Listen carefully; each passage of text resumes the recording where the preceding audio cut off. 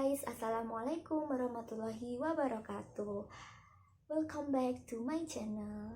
Oke, sesuai janji aku di video sebelumnya, aku akan berbagi informasi mengenai kartu prakerja di video selanjutnya. Oke, check it out. Akhir-akhir ini, kartu prakerja sering dibicarakan baik kalangan muda maupun kalangan dewasa. Nah, sebenarnya apa sih kartu prakerja itu? Susah apa enggak sih cara daftarnya? Enggak susah. Buktinya, hingga saat ini sudah 3 juta lebih orang yang lolos dalam mengikuti kartu prakerja. Itu membuktikan bahwa prosesnya pun tidaklah susah. Jadi, untuk teman-teman semuanya masih punya kesempatan ya buat ikutan daftar. Program Kartu Prakerja adalah program pemerintah yang dinaungi oleh Kementerian Koordinator Bidang Perekonomian Republik Indonesia. Nah, program ini itu memiliki kuota 5,6 juta peserta dengan anggaran dana sebesar 20 triliun. Banyak banget kan? Nah, untuk saat ini, program Kartu Prakerja sudah mencapai gelombang 8.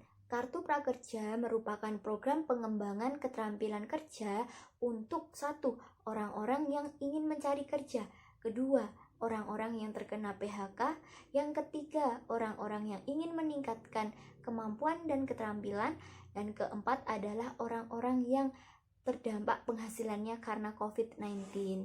Nah, program ini dilakukan dengan cara mengikuti pelatihan-pelatihan yang telah disediakan oleh pemerintah.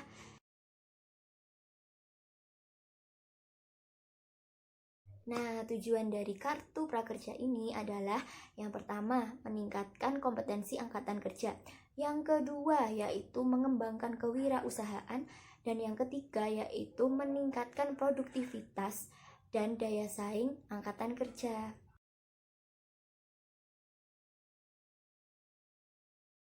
Dana yang akan kita terima ketika kita lolos kartu prakerja adalah sebesar 3.550.000 tiap orang.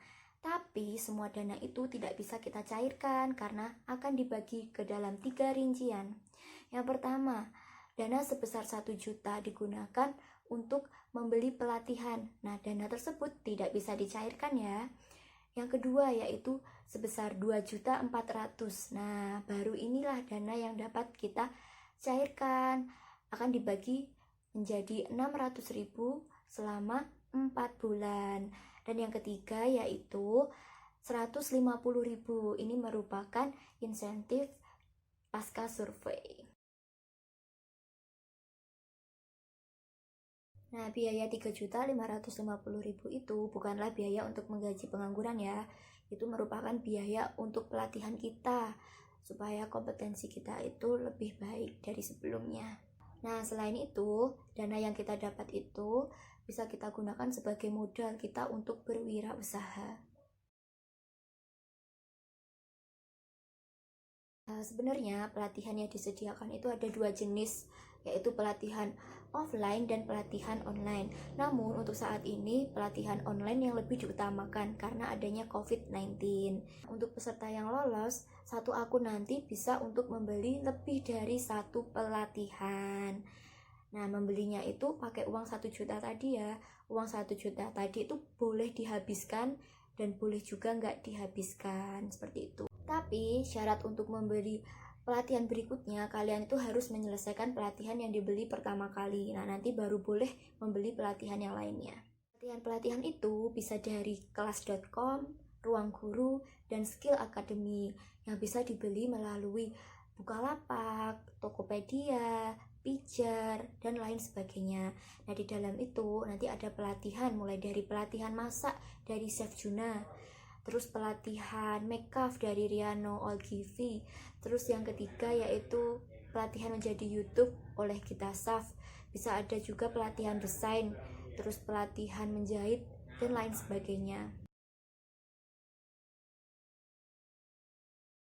Orang yang boleh mendaftar kartu prakerja ini tentunya adalah warga negara Indonesia, baik itu orang yang sedang mencari kerja, orang yang kena PHK, seorang buruh, petani, terus orang yang memiliki usaha mikro, kecil, dan menengah, serta tentu orang yang ingin meningkatkan kompetensi.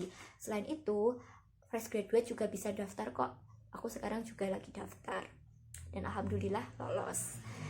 Nah, dari semua kategori-kategori itu ada syarat yang harus dipenuhi, yaitu minimal usianya 18 tahun dan sedang tidak menempuh pendidikan formal baik sekolah maupun kuliah.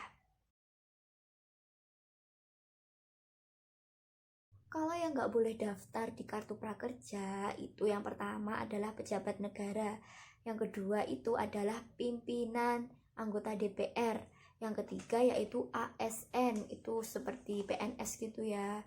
Nah, yang keempat TNI, kelima Polri, keenam perangkat desa dan anggotanya, dan yang ketujuh adalah komisaris dan pengawas BUMN dan BUMD. Untuk mendaftar kartu prakerja ini tidaklah harus menganggur, semuanya bisa mendaftar kecuali 7 golongan tersebut ya. Untuk mendaftar kartu prakerja itu tidak ada minimal dari pendidikannya, mulai dari SD, SMP, SMA, kuliah, itu boleh mendaftar kalau memang ingin meningkatkan kompetensi diri. Tapi untuk saat ini memang prioritasnya pada orang-orang yang kehidupannya terdampak karena COVID-19.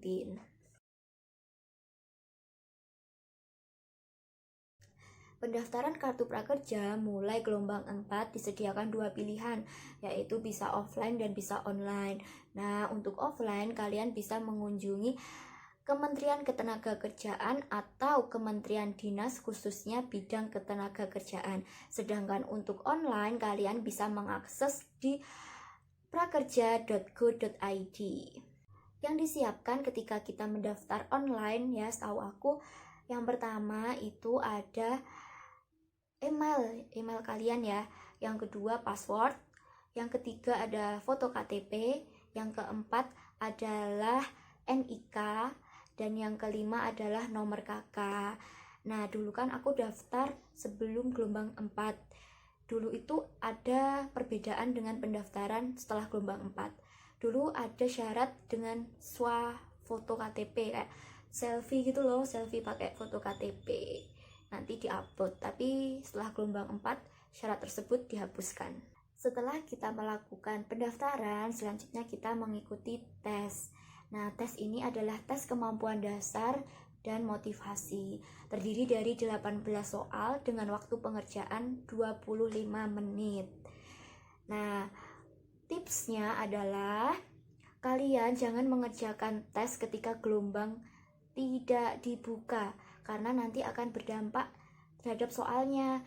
Kemarin aku mengerjakan saat gelombang tidak dibuka dan gambar, tabel, diagram itu tidak muncul sehingga tidak bisa dibaca. Alangkah baiknya ditunda dulu dalam mengerjakan dan menunggu gelombang dibuka. Untuk tesnya ini seputar kemampuan dasar seperti berhitung, membaca tabel, membaca diagram, membuat kesimpulan dari bacaan. Terus juga yang tes motivasi itu kayak karakter kita gitu ketika dihadapkan dengan dunia kerja, seperti itulah ya, umum lah pokoknya. Kalau kalian udah ikut tes, selanjutnya kalian tinggal nunggu gelombang. Nah, kalian bagian bawah itu kalian scroll, kalau kalian nemu seperti gelombang 8 dibuka, nah kalian langsung klik gabung kayak gitu ya. Nah, kalian tuh harus sering cek-cek web dari prakerja ini, karena biasanya setiap gelombang itu jedanya cepat gitu loh. Misal jeda sehari 2 kali, ternyata gelombang itu udah dibuka lagi kayak gitu. Jadi jangan sampai ketinggalan gelombang ya.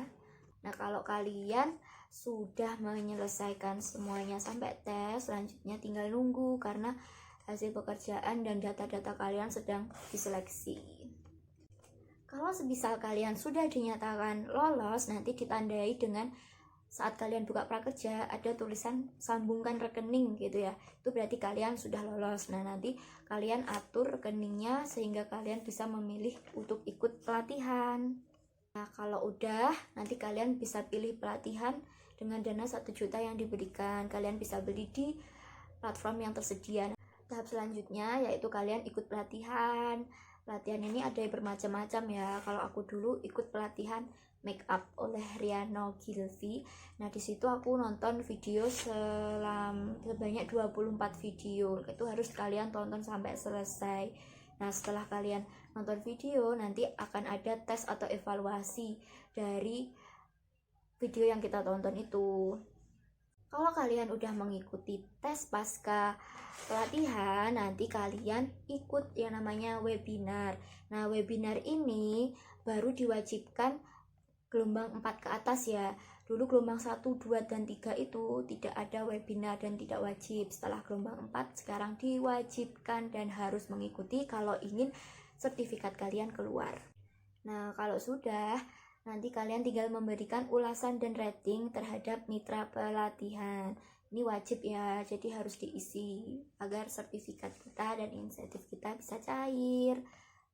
Kita tinggal menunggu sertifikat dan insentif. Nah, itu biasanya nunggunya 7 kali 24 jam dan itu jam kerja ya. Jadi hari Sabtu dan Minggu itu tidak dihitung, seperti itu. Dan akhirnya sampai ke tahap terakhir, yaitu pasca survei. Ini adalah proses terakhir dari kartu prakerja. Pokoknya kalian selama mengikuti kartu prakerja itu yang pertama harus sabar, harus ulet, harus telaten, pokoknya semuanya dah, karena yang namanya hasil tidak akan mengkhianati prosesnya. Ya nggak? Setuju nggak? Oke, pokoknya semangat untuk semuanya, jangan takut untuk mencoba. Kayaknya sampai di sini dulu ya video kali ini. Terima kasih untuk teman-teman yang bersedia menonton video aku. Semoga video ini bisa menambah wawasan dan pengetahuan kalian mengenai kartu prakerja. Nah, tetap dukung channel aku ya, sehingga aku bisa bikin video-video lainnya yang lebih detail mengenai kartu prakerja, termasuk cara, proses, kendala, dan lain sebagainya, sehingga bisa berbagi dengan kalian semua. Jangan lupa like, comment, dan subscribe channel aku. Terima kasih. Dadah. Wassalamualaikum warahmatullahi wabarakatuh.